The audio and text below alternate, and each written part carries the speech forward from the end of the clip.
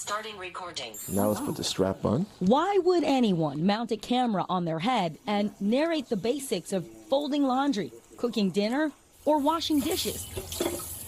It's all part of a new push to train robots to do human chores.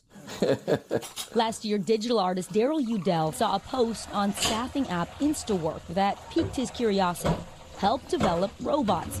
Turns out it wasn't that technical. What is the job? What do you have to do? You're getting essentially paid to, as I see it, to kind of like live life. Trainers can make as much as $50 for every hour of footage, depending on their skill level and what they're asked to do.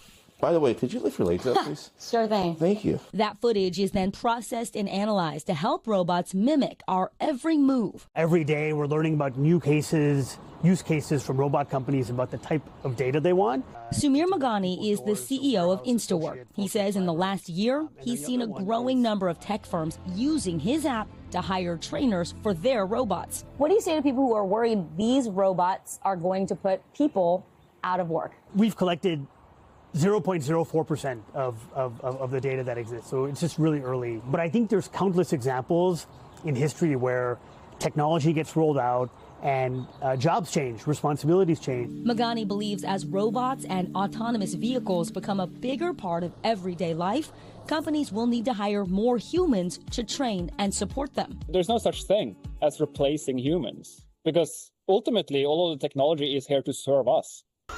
One ex-CEO, Bunt Burnick, recently hired 200 workers at his Bay Area factory to build an army of these, a robotic butler named Neo, designed to help around the house. Automation changes what we do. If you look at what people did 100 years ago, very few people do that today.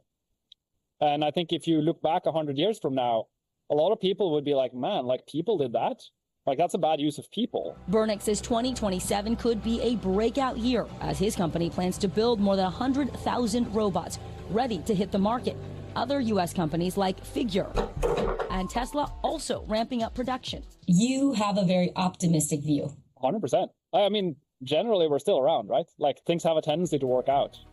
We thank you for watching, and remember, stay updated on breaking news and top stories on the NBC News app or watch live on our YouTube channel.